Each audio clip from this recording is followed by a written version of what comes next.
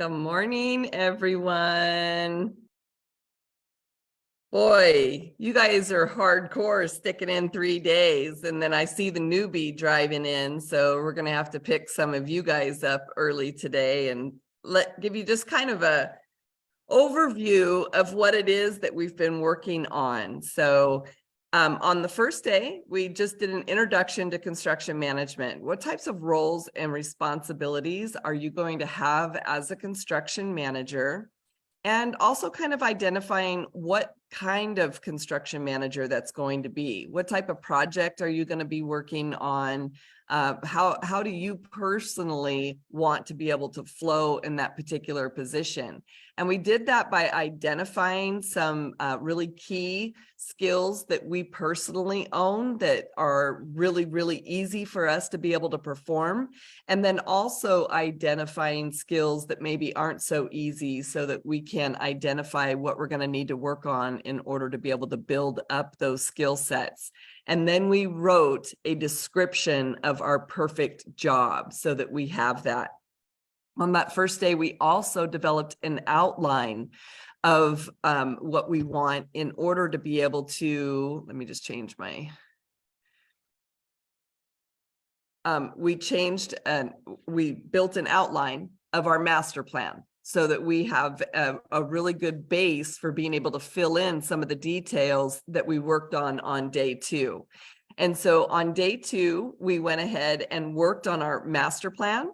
And our master plan was filling in the visual, the color, the smell, the sound, the emotion to what it is that we want to achieve. Now, what it is we want to achieve in life and in our professional career, because it all ends up mixing into one big bucket anyway. And so we want to make sure that it's exactly how we want to design it so that we can be moving in that direction. When we talked about the master plan, we talked about using construction terminology in our everyday life so that we can become more familiar with living the life of a construction manager. So when we're building that master plan, we do a back pass. And in that back pass, which is something we do in scheduling, we build out big areas that we're going to call phases. And those phases are pretty much areas that are going to be able to stand on their own. They're going to be able to stand alone. So if we run out of money on a project, we'll be able to finish up that phase and be able to sit there for a little bit until we can move to the next phase. Once we get the phases identified, then we're going to build in milestones. So in each phase, we're going to have stepping stones that are going to get us to the goal of that phase. Now, the most important thing to recognize was that we want that big vision, that big master plan, that big overview of what's going on, but we don't have to know how we're going to get there. So if we have that big master plan view, then we know that we're going to be able to get there it's just going to come to us. You will see. It's going to be like magic. Okay, so we don't have to know how right now. We just have to know exactly the direction we want to be going so that we can align the choices that we make with that particular vision and decision. So then I told you today we're going to be talking about the 8 key foundational skill sets. And what is so foundational about these 8 key skill sets is that these skills are skills that we use every day anyway. These are skills that are part of our life mastery and what we've been doing our entire life up to this point in order to be able to survive and to be able to have a family and have communication with our friends and be able to function in this world.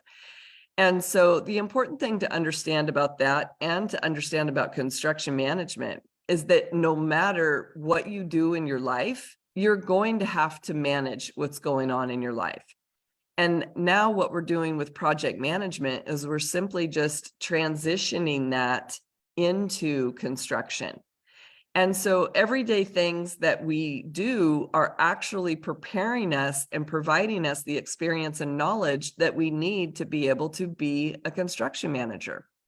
And the reason that I told you my story yesterday was just really to give you a really nice overview of how applicable that really is. That if you're focused on building yourself and making yourself a strong person in this world and an individual who's functioning and being productive, the transition into this discipline of construction management is really relatively easy.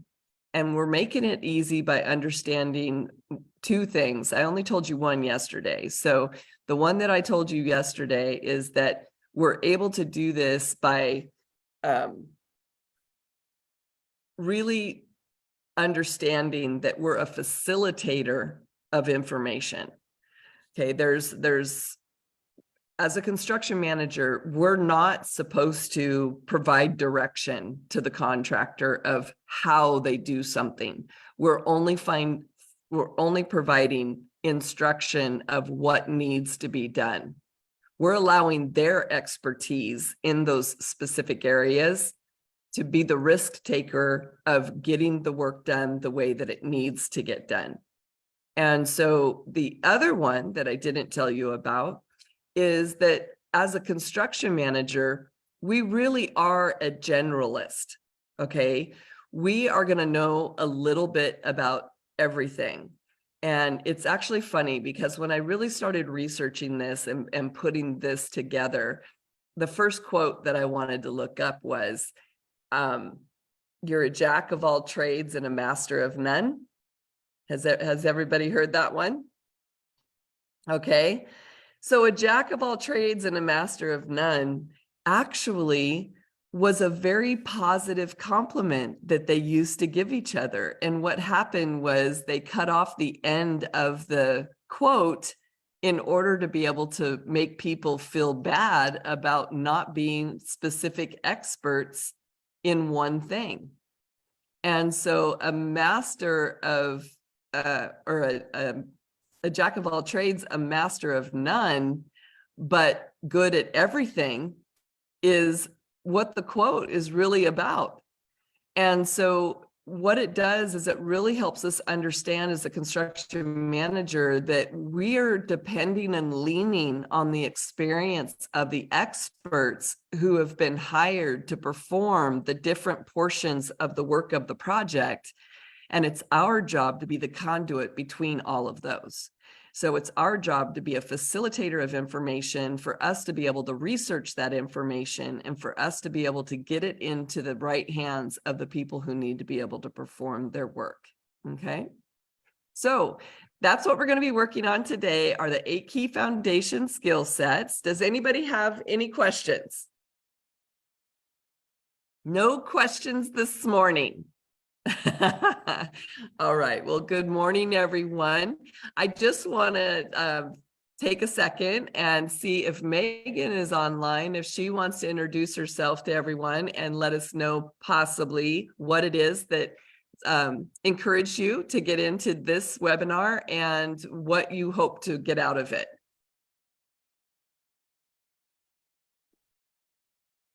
And if you can't, I understand, because some people are at work.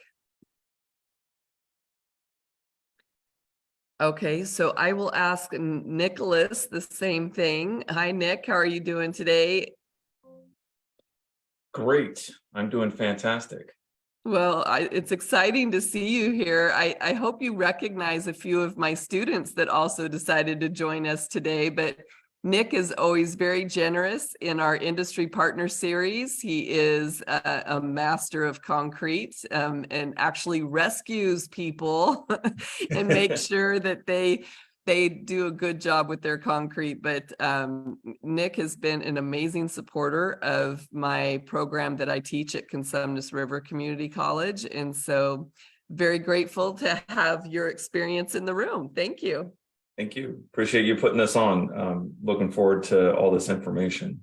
that you're given. Yeah, I didn't get to look at your homework yet, but I did see that you were submitting it. So we're going to get to that today, and I'm going to respond to everybody. All right. Okay, so today what we're going to be talking about are those 8 foundational skill sets. Now I'm going to remind everybody that we do have the Facebook page for you to be able to submit your homework, but we also have the workbook. Okay, so the workbook link is in the chat and in the discussions. And Megan, I realize that you may be at work or something. And so if you have any questions, please just put them in the chat and we'll be able to respond to them that way as well. So in your workbook, we're going to hit that very first skill set.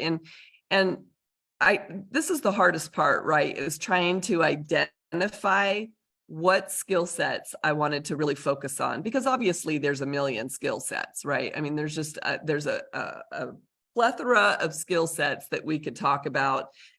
But if we don't get focused first on a foundation, then it makes it really hard to build from. And so without a doubt, the very first skill set that we must master in both our life mastery and in our professional career, and that's going to be awareness.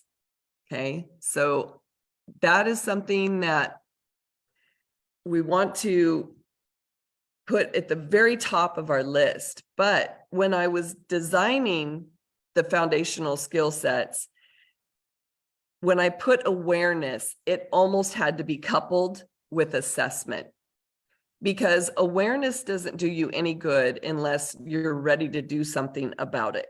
And that could be, I don't want to use the word negative, because it's really there's really not a negative side to any of this. It's just an opportunity for learning, right? So when we're talking about awareness, we're used to being aware of, oh, I'm aware the sun's out today, or I'm aware that the wind's blowing, or something like that. But when I'm talking about awareness, I want you to really understand what it is that we're talking about. So I'm just gonna assume that all of you have the same little devil angel on your shoulders that I do, because these guys fight constantly, and it's almost like they have a piece of string in between my ears and they're pulling the whole time. And so I'm so focused on what's going on between them. Sometimes it's hard for me to be able to look straight forward and ahead.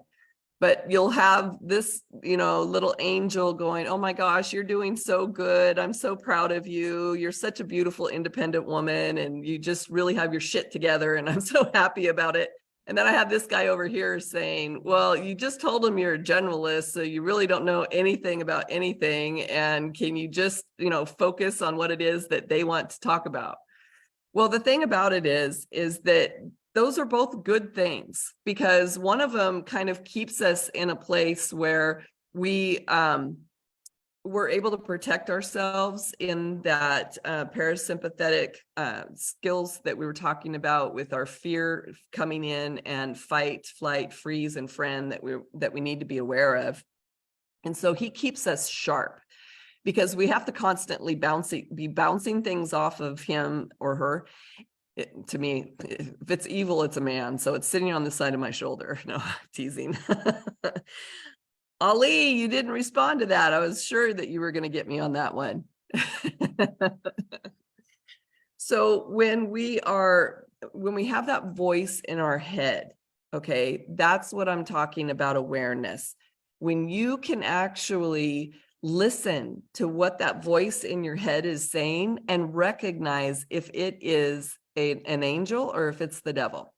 Because what is going to be able to happen is nobody knows you better than you, period. You know what's going on in your heart. You know what's going on in your head. You know what's going on in your life. So as you're working on a daily basis and you're trying to get everything done and you're doing all of your busyness, there's something inside of you that is working on the and it is trying to put together, your level is asking it questions constantly. Is this what I need to be able to do to move forward? Is this how we're going to make more money by going in this direction? How much equipment am I going to need for that particular job? What type of materials do I need to procure? Am I going to have enough money in the bank account to be able to purchase all of that? So this is all these answers and questions are being, and I don't know if any of you have ever done any of your neuropathic research, but over 12,000 of these comments are going on in your head, are just going off in your head on a daily basis. Like, I mean, it's crazy how much you actually have this going on. So if you can become aware of 2%, 5%, of what's going on in the discussion between the angel and the devil, then you can become really, really aware of what's going on. And then by being able to be aware of it, you can kind of stop for a second and reflect and assess what it is that's going on. Why is the angel and the devil having this conversation?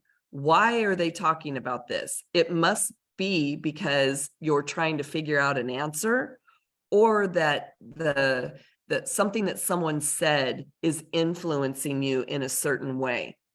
So when we talk more about leadership and mindset, we would get into, well, what does that mean? Is there a root core or an inner core issue that's happening that's causing that inner talk or dialogue that's not being positive for you? Or is it simply something attached to work and it's stressing you out and there's anxiety around it? Now, remember when I told you about the fire hose and that all this information is flooding at you and there's no way to be able to take it all in at one time, and how that's okay because the earth is going to absorb the water that passes by you. It's going to be filtered, put back into the water system, and put back into the hydrant so that you can then learn it again. And once you build your foundation, it just keeps layering, layering, and layering. So you're not going to be able to receive information before you're ready for it. So that's the thing to understand when you're moving forward in this awareness of what you're doing and this assessment, that you want to know that you're ready for the new information. And so what we're going to do is an exercise, and it's called the See, Stop, Swap. And what that is understanding that in this new awareness that you have, that this is where we're able to change the choices and educate ourselves on new choices, so that when we make a decision to move forward, we've been able to do an assessment or an analysis of that. So let's just use as an example, there's awareness that I am feeling frozen because I don't have enough money to be able to perform this project, and I'm not sure if my qualifications are going to be accepting. Okay, let's just pretend I don't have a degree. We already talked about that yesterday, how a degree is not necessary for you to be successful, and that employers are usually the ones looking for that degree as credibility so that they can filter out the big stack of resumes that they're trying to go through. But when we're looking at whether or not we have credibility, we've been taught to believe that a degree is part of that value scale. It's part of that measurement. Okay. So if I'm going through that, and I told you about the fire hose and not being able to accept information when we're resistant, when we're thinking, oh my God, I have to remember all of this, that is going to cause you to put a block up that you're unaware of, that is not going to allow you to be able to absorb the information. Same thing is true here, is that if you are worrying about money, if you're worrying or having anxiety about the deadline of a project, if you're worrying about whether or not I'm going to be worthy with a degree or a certification, or if I had the experience to be able to do this on my own, that worry and anxiety is setting up a resistant block for you. And it's not going to allow the right kind of answers to come out to get you through how you're going to get through this. And the reason why that's not going to happen is because you're not asking yourself the right questions. Because when you're in that, we call it a disempowered state, but it's unintelligent thinking. When you're in that state of unintelligent thinking, you're asking yourself, how am I ever going to do this? How are they ever going to accept me as a construction manager if I don't have a degree? How am I going to be able to figure out what needs to be done next in the next order of precedence? But if I'm in an empowered state and I have intelligent thinking and I'm seeing and hearing my awareness, then I'm going to be able to stop that kind of thinking or those kind of questions. I'm going to be able to assess what it is that I'm hearing, and then I'm going to be able to replace it with something. So this is going to be the really important part, that when you replace or swap, so I see it when I'm aware of it, I stop it, I assess it, and then I swap it out for something that I want it to be replaced with. Really, really important, because we can't just stop something, because we're busy people. So our mind will find something to put in there, and you want to intentionally be the one who puts in that swap. Okay, so you want to be the one that intentionally puts in that swap. So instead of asking questions like, how am I ever going to be able to do this? You're going to be able to say, well, I have done this on 5 other projects. This one is no different. It's a lot bigger. So what do I need to do to be able to get through this larger type of project? Oh, okay. I need to be able to break it down into smaller pieces. And so the types of answers that come back to you are, I mean, your brain is like a Google search engine, literally. So whatever you input into it, and the so I don't know if any of you have started looking at OpenChatGPT. It's absolutely amazing. I'm going to be going through it with some of my students in another thing. But you have prompts, right? So whatever prompts you're putting into your head, that is going to be the output. That's going to be what your brain is doing. So understanding how absolutely powerful your brain is and what it's going to be able to come up with, you want to make sure that the input is presented in a positive way, even though it's still searching for the answer. So your brain is just going to be able to come up with those answers. And what is so absolutely beautiful about this is that your brain's coming up with answers that are designed specifically, uniquely, and individually for you, because nobody knows you like you do. So being able to see what it is that we want to change, having that awareness, being able to stop anything that we don't like or don't like the direction it's going in, and then swapping it for something positive that's going to align us with our master vision or our master goal. Okay. That is number 1, skill set, awareness, and assessment. Does anybody have any questions? Oh, you guys are quiet this morning. Okay. So our number 2 is going to be one of my favorites, teacher student. Okay. So in order to be a great student, by becoming a teacher, you're forced to figure out how to break things down better and understand the subject, and then really, really master your skill. Okay, this is really important, because in construction, we tend to hold things really close to our chest. Old school construction has us believing that if you share your workmanship or you share the information that you have, that somebody else is going to take it and you're going to lose your job. So being able to be a workman, a quality workman, and keeping that information close to your chest kind of is job security, and it keeps everything for you and available for you. But the more that we're learning and understanding, if we have the right people in our lives and we're able to develop this teamwork and this membership, team members with us, then we're more powerful as a group, right? We're always more powerful with partners and support than we are individually. we all can bring individual skills to what it is that we're doing. And those individual skills are going to start lacing in with the individual skills of others on the team. And that's what's going to be able to make you really powerful. Now, for us type A construction managers, this is really hard sometimes because we kind of like to control everything, but recognizing that you can only control what you can control, which is you, and then being able to release the rest of it, knowing that you've given the information that they need to be able to do their work and their job, but then also recognizing that if they're not doing that, that's the hard part. That's the hard part of having to release them or having to make it very clear to them that you don't feel that they're capable in that particular area. Too often, especially as bosses, we just let it go and go and go because we're thankful to have somebody's butt in the seat, number one.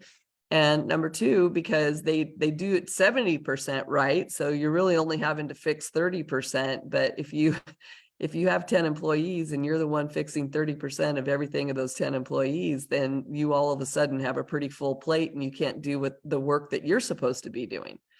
So becoming a teacher is really important. And I'll say this also, personal accountability and recognizing that when your team is not doing what they're supposed to do, before blaming them or before looking at why they're not able to do what they're doing, you should probably pull your mirror out, just take a quick look and see if there's anything there that you're missing that you could or should be doing in order to be able to support or lift up your team.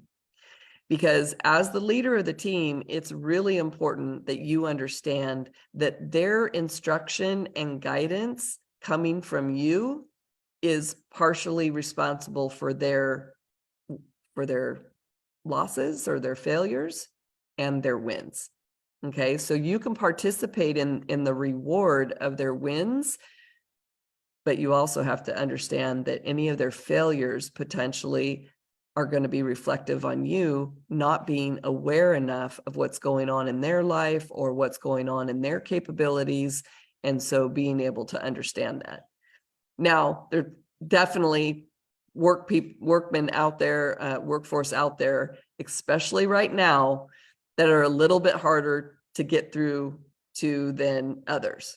And a lot of that has to do with the helicopter parenting that we talked about and the desire for hand-holding through every single step of what it is that you're going through. And so what you have to recognize as a teacher is that it's not that they don't know how to do it.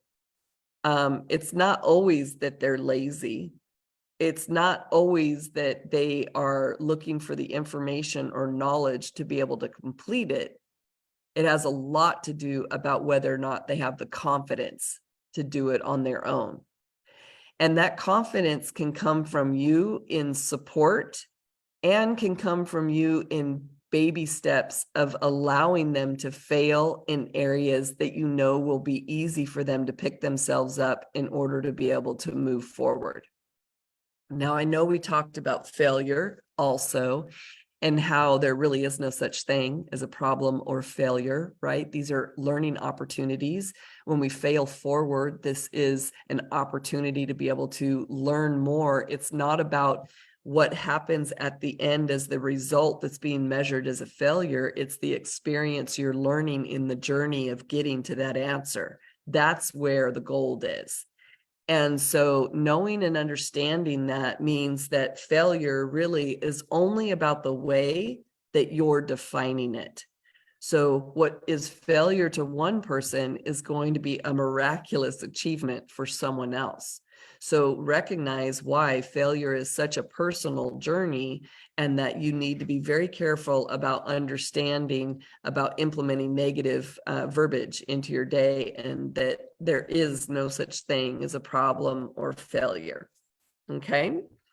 So the second thing about this is being a teacher, but then also being a student. Okay. So if we're a teacher and we're breaking things down into this really, really detailed, step by step, and being able to explain it the way we would want it explained to us. Then understanding from the viewpoint of a teacher, or excuse me, of a student, you have to be a good listener. You have to be able to step back and take that moment of, oh my God, I can't believe I have to listen to this again. He tells me every day how good he is at this and what he does, and I already know how to do it. I'm just gonna, I can't even believe I have to listen to this again. I don't know about you guys, but when I really listen to somebody, you can learn something new almost absolutely every single time you listen to them, even if they're telling the same story. Okay. It all depends on how you're tuning your receiver. So if you're in that negative, resentful, kind of resistant mode, you're not going to hear it. You're not going to hear anything. Your mind is already thinking about the next thing that you're going to be doing. You're not present in the moment. And even if being present in the moment is just allowing that person to feel like someone's paying attention and listening to them, that makes their day amazing, that creates a feeling in them that spawns 100 times more effort from them throughout the day because of them believing that you are really supporting them and listening to them and hearing what they have to say, then you've already doubled your production. So just being that student and being able to see what's the one thing that I could be grateful or learn from in this particular conversation, and listen for that. Because being a student is very, very important in understanding how you would present information as a teacher. Okay. All right. Any questions? Okay. All right, so the next one we're going to move to is leadership. And leadership, I'm going to go ahead and put mindset into leadership. In construction, we don't really talk about mindset much. And so I'm going to sneak it in here with leadership. We talk about leaders in construction. I mean, every single one of us is a leader, right? We have we're 2 steps ahead or 2 steps behind anyone else in the industry. And so we can always be learning from someone else on the job site, or we can always be mentoring or teaching someone else on the job site. And when you teach your discipline, you become an absolute master of it. And just think about, I do this exercise with my students. I don't know if I ever did it with Robert. I'm pretty sure I did it with Ali, but I make them write instructions on how to build a peanut butter and jelly sandwich. Now, you would be surprised how many people don't even come out of the store with a loaf of bread. And it becomes that situation where you're like, really, does it need to be that detailed? Yeah, for some people, it really does. It really means knowing and understanding that you have to tell them that when you dip the knife in the peanut butter, that you have to scoop it out and then be able to place it on the bread and then spread it. Instead of just saying that, it's a peanut butter and jelly sandwich. Here's the peanut butter, here's the jelly, here's the bread. Yeah, go ahead and take the knife and then put your peanut butter on the bread. You should have seen, it was fun. You should have seen where some of the peanut butter ended up, So I'm just that step by step being able to provide the expertise that you have personally and share that with someone, and being able to do it in that detailed layout. And what that does 2 things. We have 2 different types of leadership styles that we need to recognize. So there is the leadership style that we're used to in construction, which is to lead from the top. There you go, Sulfur. You're leading from the top. And this was developed from the military. So in the military, we kind of strip everybody down of all of their personal qualities, and we rebuild them into these little machines. And what happens is when you're in war and you're in combat, if you don't listen and follow direction to the T, you have the potential of not only losing your life, but causing everyone else in your platoon to be harmed. And so following direction and listening to an authoritative leadership style is how construction kind of just followed along right after the military. So after war was over and we were going through our industrial during the time of the industry and manufacturing revolution, is that we started just following what we knew. And so all of our war heroes were coming back to the United States, and they were going into construction and they were building our country. And the military platform of leading from the top, yelling, screaming, throwing your hard hat, getting in someone's face. This is how you lead people. I think we've all seen any of those military movies where they're right up in your face, yelling at you, and the cadet is just staring into space, empty, just like, I can't believe I have to go through another day of this. Well, you don't want your employees feeling that way. You don't want your employees feeling like, oh, I don't want to go through another day of this.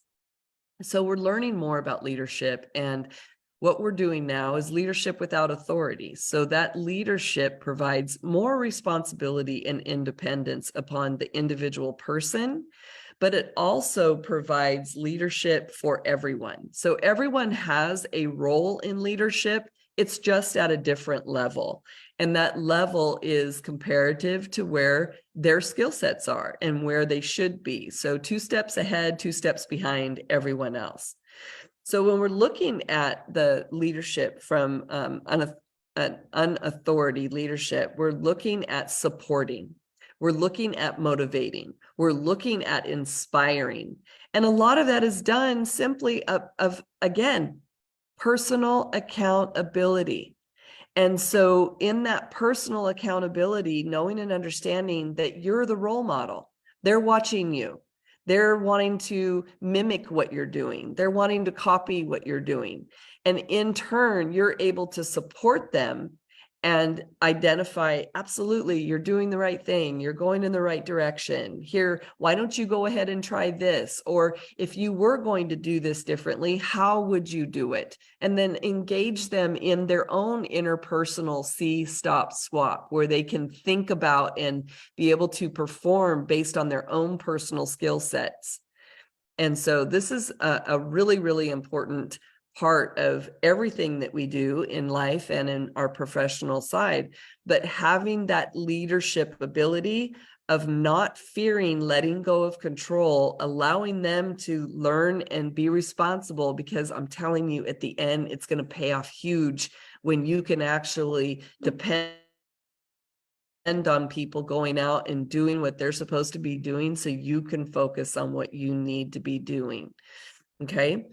With leadership, we're talking about it more now because those that are coming into the workforce are rejecting the authoritative leadership model. So we have to figure it out and we have to do something different. But mindset is still kind of the tippy toe on the personal development of an individual. And in construction, this is sometimes hard because we've been told very early on what our capabilities are and why we're in this dirty, nasty, heavy, hardworking industry. Okay. It's been given a really bad rap. And so that's part of why I'm here, because I love construction. I love construction management. I love seeing things being built and me being able to drive my kids by and say, that's right, mommy did that, so it's really, really such a rewarding experience. And we get paid well, which is also a plus. So it's something that we really, really just need to change how people are looking at it. And I know that some of how we're trying to change it goes with diversity, equity, and inclusion, which all of that is so important. However, if you don't start with you first and the accountability of what you're doing, none of that matters, because you can't have diversity and equity and inclusion if you personally don't understand those things and you're not practicing it yourself. And I'll just be honest that what I have seen from diversity, equity, inclusion is that there's a lot of, this is what I think you should do instead of this is what we all should be doing as an industry. Okay. So it's really important for us to be able to keep that focus, that it needs to be first, foremost accountability. But when we have our mindset and we're trying to teach mindset in construction, it's all about the language that you're using and just making sure that it's in terminology that is going to be accepting to construction. So when you're talking about mindset, it really is just choices and decisions. Your choices and decisions are based off of that inner voice or that core that is in that root cause that's inside of you, and being able to express that. So that's what we want to be able to help with our construction workers, men and women. And again, women working in the construction industry, we're typically working heavier in our masculine energy anyways, because maybe we're tomboys or maybe we're just used to communicating with men on a daily basis. And so knowing and understanding how you're moving forward in that is going to be critical when we're talking about mindset. So the next thing that we're going to talk about is organization. And this is just something that I know for me personally, like I am super organized. I know exactly where everything is, but don't walk into my office and touch anything because you are not going to be able to find it. So just give up right now. So organization comes in all different kinds and types, but it's really important for construction management. So if we can understand that there's portions of our lives that we're not so organized at, then we want to make sure we take care of that in our life first, because it's going to carry over into the work that we do in construction management. And in construction, you have to be super organized. I'll just be honest, the older that I have gotten, the more I write down some of my organization, because I used to keep it all in my head. And it used, I used to have 4 projects going and I knew the 20 subcontractors on each of the projects and I knew what was going on. And I don't know if it's because I just have filled my brain so much that I don't have any space, or if it's simply that I'm too tired of rolling that ball in my head all day long. But I definitely write down a lot more stuff, and it's easier for me to be able to reflect back on my notes of what's going on than having to hold it in my head all the time. It also works really, really well for some of that historical data information that we've talked about earlier, that we want to be able to have material to reference to understand why the job went wrong, which part of the job were we talking about, and our notes are going to be able to reflect that. Then management, I mean, obviously as a construction manager, you need to have management. So this is going to be a really important part, and it's different than organization. So organization is the putting into our parking lots the different individual things that we want to be able to be working on and how we're going to strategize and approach that. Management is being able to put it all cohesively together in a way that we can have a flow and efficiency through all of the activities that we want to be performing.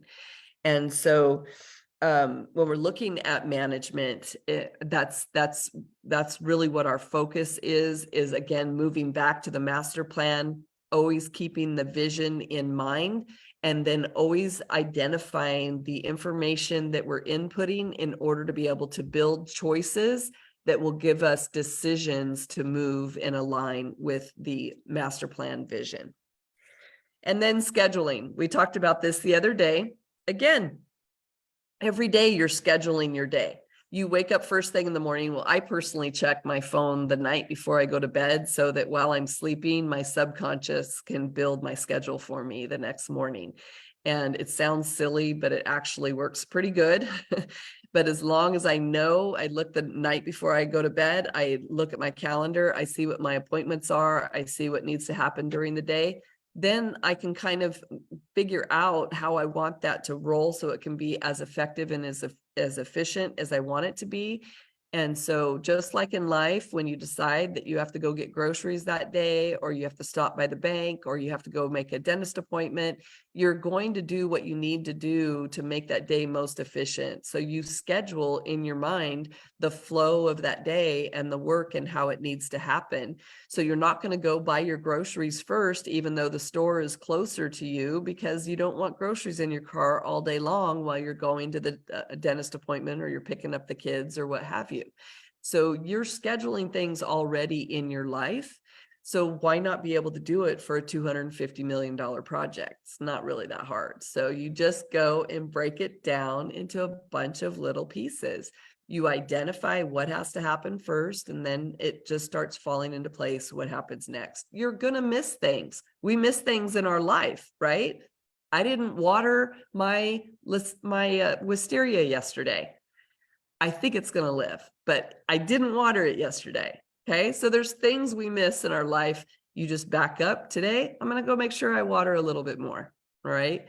So we just want to make sure that when we're looking at scheduling and we're knowing and understanding, because scheduling can be overwhelming, as can estimating. But if we break it down into little pieces and we recognize we're already doing it in our life, these are skills we've already honed in order for us to be able to survive to this very point in time in our day. And we're going to be able to do the exact same thing in construction. Just have confidence in that. And budget. We really can't do anything without money. So we're going to have budget, and we need to be able to focus on that. But if you're balancing your checkbook, and if you're not, you really should be. But if you are, then you're already balancing your budget for your projects. So it just is bigger numbers, and just taking those numbers and knowing where they're supposed to be. So in construction, we would learn about retention, we would learn about contingency, we would learn about profit, we would learn about escalation, inflation, contractor climate, all of these things that are going to contribute to impacting our budget. We're going to be looking at schedule of values, understanding how we want to front load some of the money so that we have capital to work with in our project and be able to procure materials that we're going to be needing for the project. And when we're procuring materials, using that scheduling skill, knowing and understanding that we don't want to buy HVAC units when we don't have the foundations done yet. So understanding that order of precedence and what goes on in that budget so that we can be able to help that run smoothly. And then also understanding the budget of our client. So what is going on with our client? How do we know that they have money to do this project? What is the flow going to look like? Is it going to be stopping and starting work? I'll just give an example. I have a set of clients right now that I know have a lot of money. Okay. They've been in Israel for like 45 days now. They've hired me to do a custom home for them. I told them what they needed to do before they left for Israel in order to be able to keep the contractor liquid and keep him going. And I have not been able to get a hold of them, anything. They have not sent any money, and my contractor's ready to walk the job. And I told him, I said, hey, I totally get it. I understand. I'm upset too. I said, but if you leave my job without closing it up and anything gets ruined when you're gone, you're going to be paying for it. So you finish what you're doing right now, a phase, right? So you have a phase that can be completed independently, where if I have to stop work, that's what his portion of money had been paid for. So he has to complete all of that 100%. And then if he wants to walk, he can walk. If he walks before that, he won't be coming back to the job. Okay. So that's the kind of stuff that you want to be able to use as tools when you're as a construction manager and you're trying to manage these projects. You're managing them in a way that, things are going to happen. You have to be ready for those contingency plans. And by pre-planning and doing what we call preventative maintenance and having these tools in place, then if something happens, it happens. You can't do anything about it. Let go of what you can't control. Control what you can. Okay.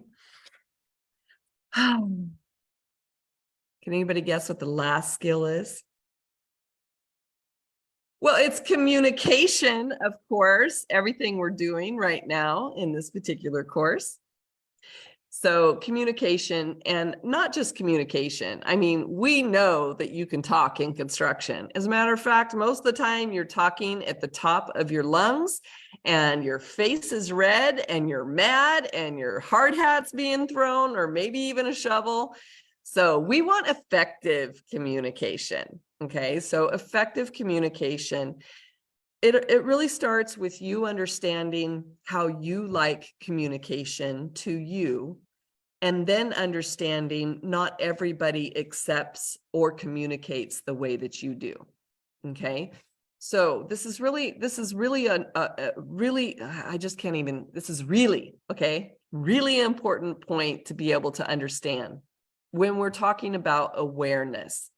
Because when we're talking about awareness and we're talking to somebody and we can recognize that glazed look in their eye or something about what's going on between us energetically, that we are feeling like they're not hearing what I'm saying, but you're still saying it, and you're saying it the same way you always intended on releasing and saying it, expecting them to hear it and then go do it.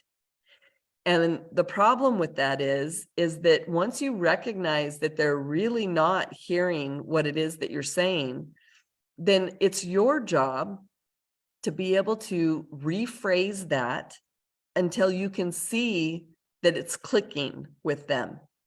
Because the way that they're hearing it is not the way that you're presenting it. And just because you keep presenting it doesn't make the outcome any better. Okay.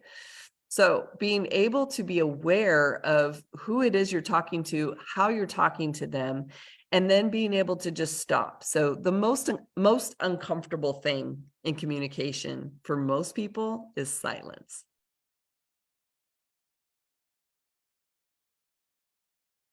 Doesn't that feel weird? I've been talking like nonstop for 45 minutes, and then all of a sudden it's like silence. Because it's uncomfortable. But the reason why it's uncomfortable is because we've allowed it to be uncomfortable. You know, it's really sad seeing our homeless population, the way that they are going through life right now. But I'll see them talking to themselves, and you know that they're really just really in tuned with their inner self. They're really the person inside of them that is talking. And so they're in silence all day long, right? They may have some other people to talk with or whatever, but for the most part, their day is spent in silence. And for some, it drives them crazy. For others, it builds an opportunity to be able to see and hear what they need to change in their life in order to be able to get out of that situation. But what silence does is it gives us space for everything to kind of clear and then reset. So when we can reset something, even in our own personal lives, I love the fact that people meditate. It sounds amazing to me. If I could stop my mind long enough to be able to sit still for 5 minutes and do that, I probably would fall asleep. But I know it takes practice, and I know that I need to start doing it, especially this season in my life when I'm getting closer to retirement. I want to be able to settle my heart and let it calm down. But that moment of silence, of really being able to reset yourself, provides clarity, and it provides an opportunity to do an awareness assessment of, is this person listening to me? Am I communicating in their communication style? And if not, what would I guess their communication style is like? And if I don't want to guess, maybe I just ask. So I'm sorry, but it doesn't seem like what I'm saying is resonating with you. Is there a different way that you would like to hear me explain it? Or do you understand the steps? Or better yet, can you please explain those steps back to me so that I have a complete appreciation of how you receive the information? Okay.